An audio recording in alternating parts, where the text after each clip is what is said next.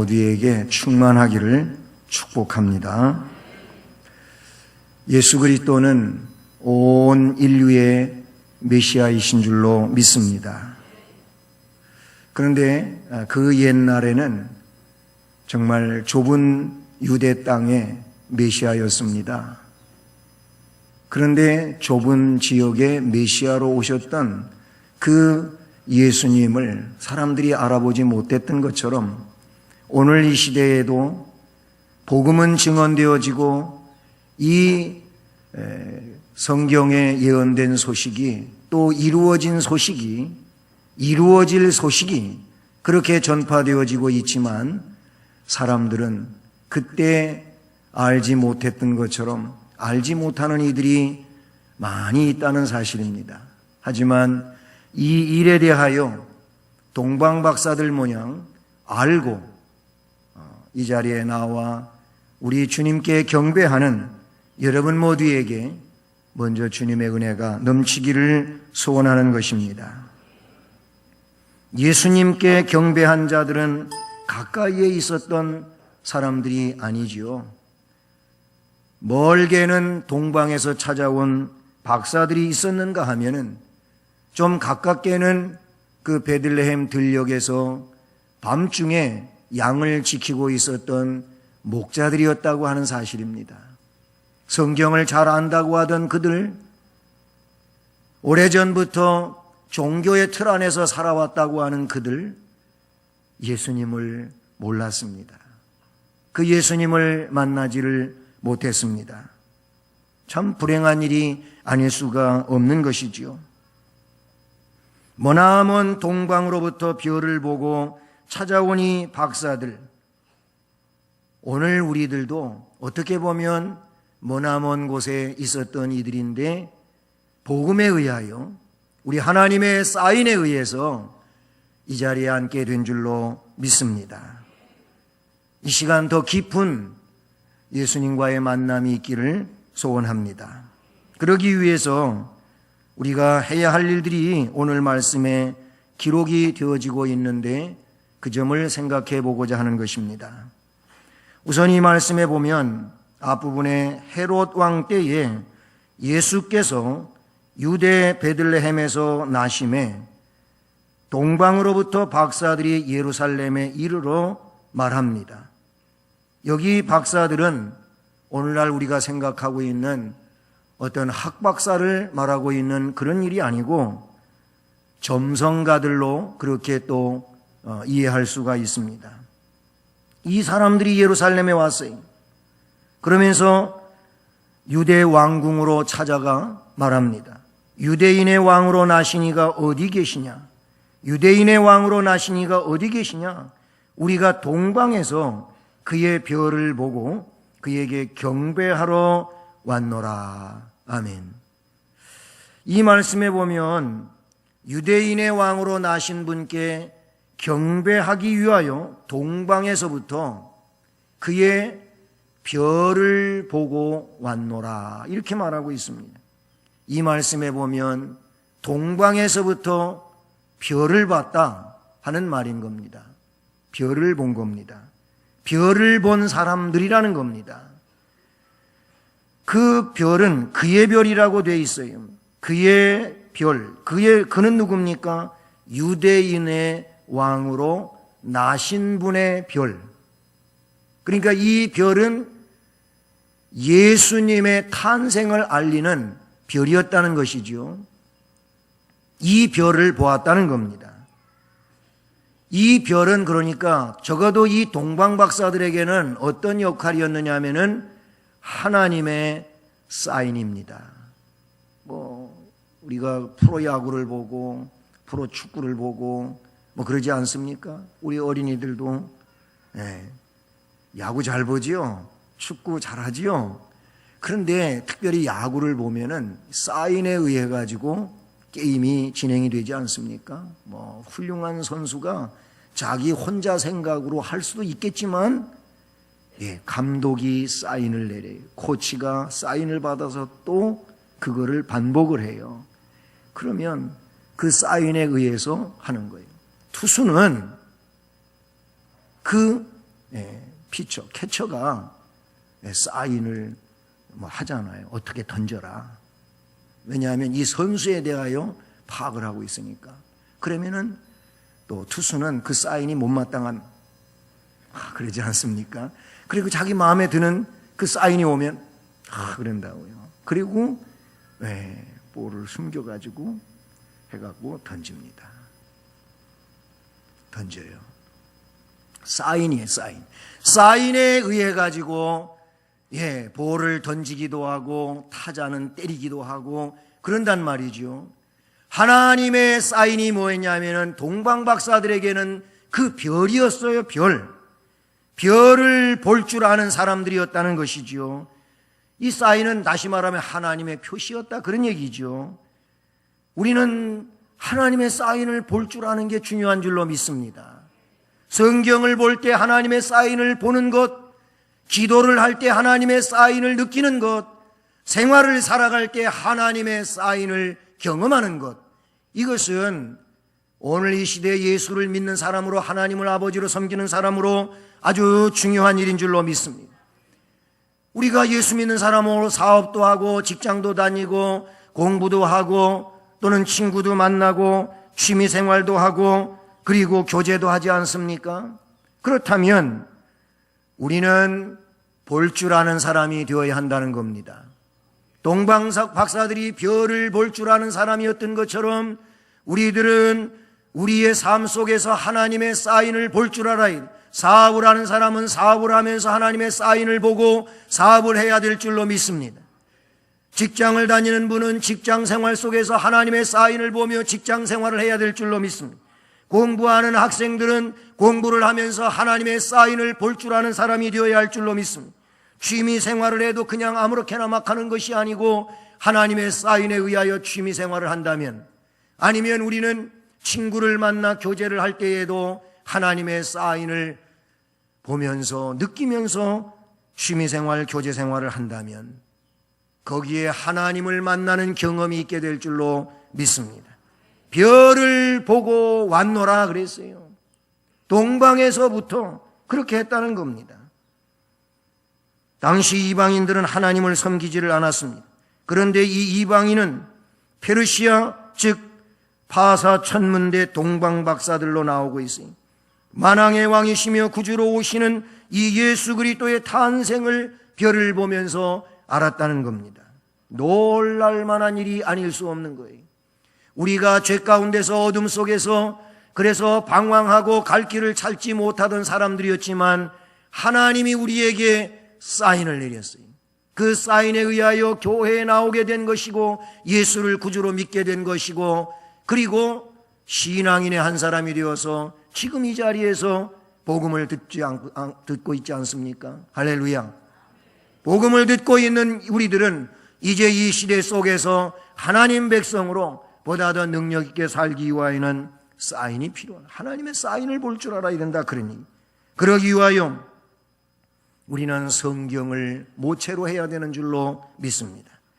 예수님께서 탄생하신 사건은 성경에 예언된 사건이고, 지금 베들레헴 마구간에서 출산되어 말 9유에 뉘어있는, 강보에 쌓여 뉘어있는 이 아기 예수님은 그 예언된 내용이 실체화된 것인 줄로 믿습니다.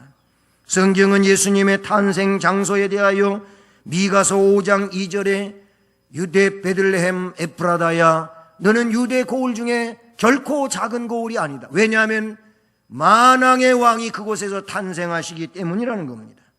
시편 22편 6절로 8절을 보면 예수 그리스도의 고난에 대한 예언이 나오고 있습니다. 시편 16편 10절의 말씀에 보면 예수 그리스도의 부활에 대한 예언이 나옵니다. 시편 68편 18절 말씀을 보면 예수 그리스도의 승천에 대한 예언이 나오고 있습니다. 이처럼 성경은 예수 그리스도에 대한 예언으로 가득 차 있습니다. 그 예언은 이루어진 거예요. 성탄절에 이루어진 줄로 믿습니다. 모든 예언은 하나도 빠짐없이 이루어졌습니다. 이제 마지막 남은 것은 다시 오실 예수님, 재림하실 예수님, 그 예언만이 남아있음을 믿습니다. 별을 연구하는 동방 박사들은 왕의 탄생을 알리는 특별한 별이 나타나자마자 그 별에 대한 구약의 예언을 생각해냈고 그 결과 머나먼 유대 땅까지 찾아와서 모든 인류의 메시아로 탄생하신 그리스도께 경배할 수 있었다는 사실이죠. 그리스도는 우리의 광명한 새벽별인 줄로 믿습니다. 영원으로 인도하는 빛이신 줄로 믿습니다. 그렇기 때문에 예수 그리스도는 우리의 안내자이시며 우리의 소망이시며 우리의 축복의 근원이 되시는 줄로 믿습니다. 별이 뭡니까? 요한계시록 1장 20절 말씀을 보니까 별은 교회의 사자라는 표현으로도 나오고 있습니다. 교회의 사자는 하나님의 말씀을 전하는 목회자일 것이며 목회자가 선포하는 하나님의 말씀을 잘 듣고 믿으면 예수께로 온전히 인도되는 줄로 믿습니다. 할렐루야. 그런 점에서 생각해 보면 별은 곧 하나님의 말씀인 겁니다. 말씀을 증언하는 증언자가 있는 것입니다. 이 증언되는 말씀을 잘 따르게 되면 예수님 만나는 데 문제 없습니다. 천국 가는 데 문제 없습니다. 말씀을 듣고도 따르지 않는데 문제가 있는 거예요. 그러므로 말씀을 듣고 잘 따른다고 하는 것은 별의 인도를 따른다는 것과도 같은 맥락에 있다고 볼 수 있는 것이죠. 자, 그러면 별의 인도를 받은 목적은 뭡니까? 별의 인도를 받는 것, 말씀의 가르침을 따르는 것, 이런 목적이 뭡니까? 오늘 말씀은 동방 박사들은 이렇게 말합니다. 우리가 동방에서 그의 별을 봤다고 했고 그 별을 보고 그에게 경배하러 왔노라 그랬어요. 그 별의 인도를 따라서 온 목적이 뭐냐면 그 왕께 경배하기 위해서라는 겁니다. 사랑하는 여러분, 우리도 경배하는 일이 인도를 받는 목적인 줄로 믿습니다. 말씀의 인도를 따르는 그 목적은 경배하기 위해서예요. 누구에게? 하나님께 경배하기 위한 것이 우리의 목적인 줄로 믿습니다. 동방 박사들은 예수님을 찾아서 자신의 소원을 구하고자 나온 것이 아니고 경배의 목적을 두고 왔다는 겁니다.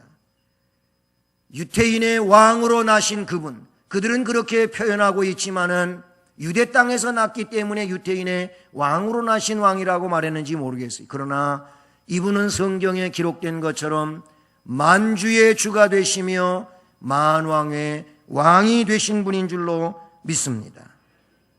자신들의 어떤 소원을 제시하기 위하여 온 것이 아니었어요. 단지 예수님께 경배하기 위함이었다는 것이 2절에서도 11절에서도 나타내주고 있지요. 자, 우리는 여기에서 이런 의미를 찾게 됩니다. 경배, 진정한 경배는 뭘까? 진정한 경배는 찾아 나오는 경배인 줄로 믿습니다. 진정한 경배는 찾아가는 경배인 줄로 믿습니다. 찾아가야 되는 거예요. 이 말의 의미는 뭐냐면 이 찾아간다고 하는 것은 적극성을 말하는 거예요. 적극적인 신앙, 능동적인 신앙, 피동적인 게 아닌 거예요. 적극적인 거. 여러분, 신앙생활도 그러하지만 그 어떤 일도 적극적인 사람을 따라가지를 못하는 겁니다. 공부를 해도 적극적으로 그렇게 공부에 매달리는 사람을 못 따라가는 거예요. 그렇지 않습니까? 그리고 능동적으로 하는 사람을 못 따라가는, 그 사람에게는 기쁨이 있고 즐거움이 있고 그렇게 하면서도 그는 쾌감을 느끼는 거예요. 찾아가는 경배는 적극적인 걸 말하고 능동적인 것을 말하는 줄로 믿습니다. 만약에 이 별을 본 사람들이 이상한 별 떴네, 저건 이때까지 별을 연구해 봤지만은 처음 보는 거네, 신기하다, 저 왜 뜬 걸까 하고 하루를 지나고 이틀을 지나고 세월을 살다가 그냥 그 자리에서 이상하네만 하고 있으면 예수님 못 만납니다. 예수님을 만나는 것은 찾아가야 되는 줄로 믿습니다.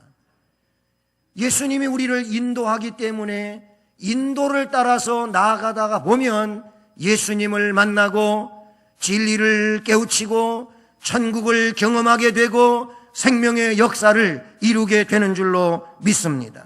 신앙생활 하는데 이렇게 찾아가는 신앙생활을 하는 사람이 있는가 하면은 끌려가는 신앙생활을 하는 사람이 있다. 이 피동적인 것이죠. 이거는 적극적이지를 못하는 겁니다. 소극적인 겁니다. 예.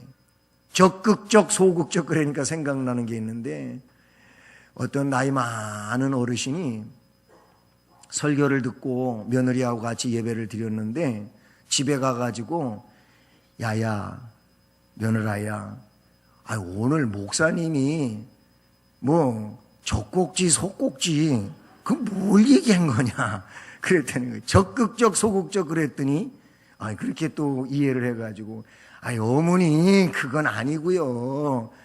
예. 목사님이 말씀하셨는데 적극적으로 신앙생활 하라 그랬지요. 소극적으로 신앙생활 하지 말라고. 그거요? 그랬다는 거예요. 여러분, 소극적으로 신앙생활 하면 예수님 만나기 어렵습니다. 네? 피동적으로 신앙생활 하면 예수님 만나기 어려워요. 끌려다니면 안 되는 거예요. 죄송하지만 어떤 분은 그래요. 내가 한번 나가줄게. 아니, 예수 누구 위해서 믿어주는 거예요? 자기 위해서 믿는 거지. 그런데 자꾸 교회 나오라고 그렇게 신앙생활하면 되겠냐고 좀 열심히 하셔야지. 아이고 당신이 하도 그렇게 나한테 애걸복걸해서 내가 한 번은 나가줄게. 아니 이런 식으로 신앙생활하면 이게 예수님 만날 거냐 하나님 만나겠냐는 말이에요. 진리가 깨달아지겠냐 이거예요. 우리는 그런 신앙생활하면 안 돼요. 우리는 권면을 받는 신앙생활을 보다는 스스로 하나님 앞에 나아가고 남을 권면할 수 있는 이런 신앙생활이 되어야 할 줄로 믿습니다. 사람들은 예수님에게 많은 목적을 가지고 나오는데 어떤 이는 자신의 사업 때문에, 어떤 이는 자녀 문제 때문에, 어떤 이는 너무 외로워서, 어떤 이는 자신의 슬픔을 달래기 위해서 이런저런 목적을 가지고 나와요. 물론 그런 목적이 있어서 나와도 물 해결될 줄로 믿습니다. 그러나 그것은 근본 문제가 아닌 줄로 믿습니다. 예수님을 만나는 것이 목적인 것이고 예수님을 만나야 영생의 길이 열리는 것이고 예수님을 만나야 천국 백성이 되는 줄로 믿습니다. 끝없이 얘기를 해도 그러고 계시는데 한마디 한마디 할 때마다 너무나도 생명력 있는 말씀이니까 아멘 아멘 아멘 하면 뭐 어디가 덧나요?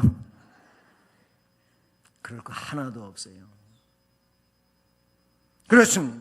이런저런 문제를 가지고 나오지만 그보다 근본 문제는 예수님을 만나고 그 예수님께 경배하는 데 목적이 있는 줄로 믿습니다. 이런저런 목적들은 근본의 문제가 아닌 것이죠. 주님은 분명 그들의 모든 간구를 들어주실 것이고 응답해 주시겠지만 그러나 우리는 먼저 주님께 경배하는 자들이 되어야 할 줄로 믿습니다. 경배는 예배를 말하는 것이고 예배 안에 있는 찬송과 기도와 하나님 앞에 우리의 모든 것을 동원하여 드리는 것이 경배인 줄로 믿습니다. 이것을 한마디로 요약한다면 영광 돌리는 것, 하나님께 영광, 하나님께 기쁨을 드리는 이런 내용이 되는 줄로 믿습니다. 동방 박사들은 장소를 의식하지를 않았어요. 무슨 얘기냐면 왕궁이 아닌 마국간에 계신 예수님, 낮고 천한 자리에 계신 예수님, 그곳으로 별이 인도를 했어요. 여러분, 이 말의 의미는 뭐냐면 예수님 만나려면 인도를 받아야 되겠지만 앞에서 말씀을 드린 것처럼 낮아진 자리로 인도하는 말씀이지 않습니까? 그러므로 우리가 예수님 만나려면 낮아진 자리에 가야 되는 줄로 믿습니다. 낮은 자리로 가야 되는 거예요. 낮은 자리가 어떤 곳입니까? 그곳은 섬기는 자리예요.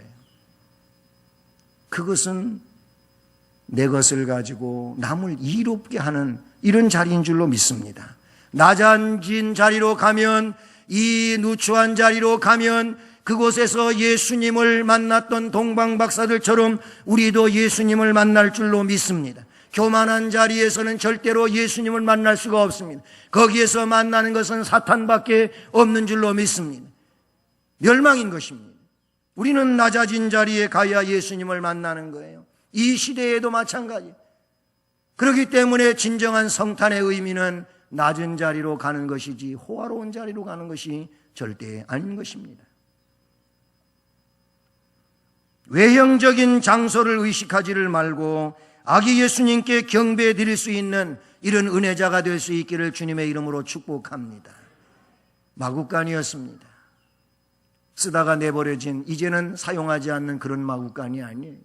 그냥 지금도 마구간으로 사용되어지는 현실적 마구간이었습니다. 거기에서 출산을 하고 그 아기를 강보에 싸가지고 구유에 누웠습니다. 어저께 우리 스키 드라마 하는데도 거기에 나오잖아요. 구유도 나오고 3개의 나무가 있었대나? 그런데 한 나무는 구유가 만들어지고 한 나무는 배가 만들어지고 한 나무는 십자가가 만들어졌대. 예수님한테 다 쓰임받은 나무. 구유에 누웠어요. 예수님 타신 배가 되었어요. 예수님 못 박힌 십자가가 됐어요. 그런데 그 구유, 말밥통이에요. 말밥통. 밥그릇이요. 말이 먹는, 음식 먹는 밥그릇. 거기에 갖다가 뉘어놨어요. 낮은 자리를 말하는 겁니다. 왕궁이 아니었습니다. 자, 거기서 갔어요. 말씀해 보니까 왕궁에서 나와가지고 별을 또 따라갑니다. 예? 말씀 9절에 보니까 박사들이 왕의 말을 듣고 가는데, 이 왕의 말은 곧 선지자들이 예언한 말을 성경학자들이 얘기해 준 거예요. 미가서 5장 2절에 있는 말씀 그대로. 그랬더니 왕이 베들레헴에서 났다고 합니다. 베들레헴에 가서 한번 찾아보시오. 만약에 찾거든 경배 다 하고 나한테도 좀 알려주시오. 나도 가서 경배해야 되겠어. 거짓말이에요, 거짓말. 그 예수 왕이니까, 아기로 태어난 이 사람 왕이니까 애써의 싹을 잘라버려 죽여야 되거든. 그래서 라마의 통곡 소리가 들린다고 성경에 기록이 되어지고 있어요. 자, 별의 인도를 또 봤습니다. 문득 이 별이 앞서서 인도에 갑니다. 가다가 아기 있는 곳 위에 머물러 서 있게 됩니다. 그들이 별을 보고 매우 크게 기뻐하더라. 그 동방박사들이 다시 별을 만났습니다. 다시 별을 보게 되었습니다. 별을 보고 매우 크게 기뻐하더라. 갑작스레 또 얼굴에 이런 표정을 지어보라면 이게 배우도 아니고 안 되겠습니다만, 자, 매우 크게 기뻐하더라. 시작. 아니, 표정도 지어가면서 그래요. 우리는 배우가 아니라 가지고 가만히 이러고 있다가 그런 매우 크게 기뻐하는 표정을 지으려면은 쉽지 않겠습니다만은 한번 집에 가서 한번 해보세요. 그냥 웃음이 저절로 날 거예요. 정말 매우 큰 기쁨이 저들에게 있게 되었어요. 별이 다시 인도되어서 갔어요. 그래서 집에 들어갔어요. 별이 머무는 그 집에 들어갔는데 그의 어머니 마리아와 함께 있는 것을 봅니다. 엎드려 아기께 경배를 드립니다. 이게 진정한 예배예요. 엎드려 절하는 거. 엎드려 절하는 거. 이게 진정한 경배, 예배요. 예배. 이것은 뭐예요? 나는 그 앞에 아무것도 아닙니다 하는 자세가 엎드려 경배하는 거, 절하는 거예요. 할렐루야. 그렇게 하고 나가지고 뭐 했다고요? 보물 상자를 열었어요. 보물 상자. 우리 어린이들 보면은 집에 가면 자기들 보물 상자 다 있어요. 거기에 보면은 보물 사용자는 귀중한 장난감은 장난감이랑 다 들어가 있어. 그래가지고 뚜껑 탁 열고, 목사님 이거 보셨어요? 로봇 하나 꺼내놓고, 인형 하나 꺼내놓고, 자기도 보물상자 안에서 꺼내면서 자랑친다고 해. 자랑쳐. 그래, 야, 난 이거 없네, 넌 이거 있네, 이거 나 하나 줄래? 안 되지요. 뭐 이래가면서 자랑치는 애들이 있는데요, 우리들 보물상자 있잖아요. 이 보물상자를 열었어요.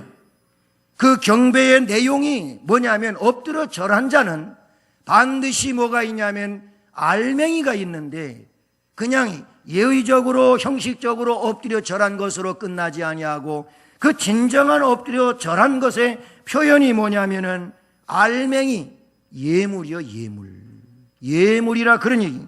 이 예물은요, 한마디로 말하면 내가 어떻게 경배합니다 하는 것의 표현이요, 표현. 이 표현은 영혼의 표현이라고도 볼 수 있고, 일반적으로 말하면 마음의 표현이라고도 할 수 있는 거예요. 마음의 표현. 여러분, 마음이 없으면 못하는 거예요. 마음에 있으면 할 수 있는 겁니다.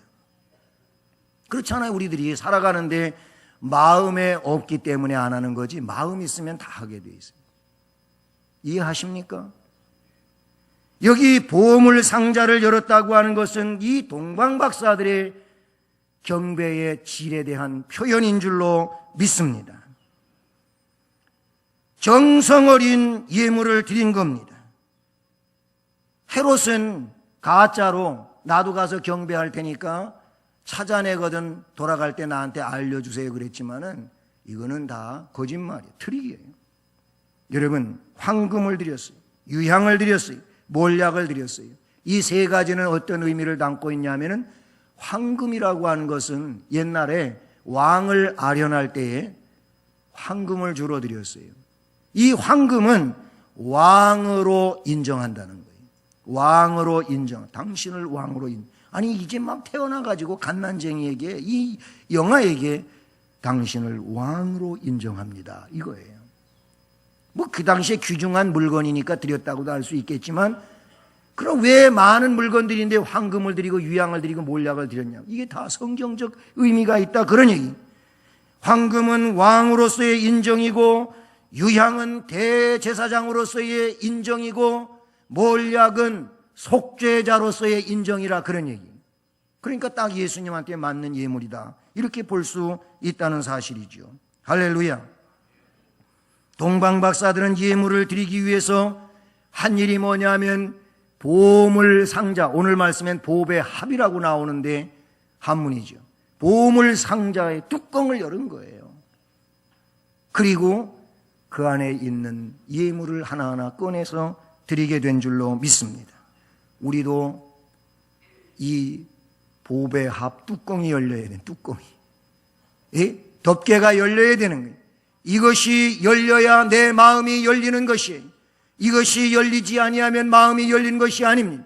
마음이 열리지 아니하면 진정한 경배, 이 경배의 알맹이를 빼놓는 이런 일이 된다고 볼 수 있는 것이죠. 인간으로 오시고 누추한 마국간에 오신 아기 예수님께 박사들이 보배합을 열었던 것처럼, 지극히 작은 자에게 찾아오신 주님께 우리의 가장 귀한 보배합을 열어야 될 줄로 믿습니다. 할렐루야. 오늘 세 가지예요, 세 가지.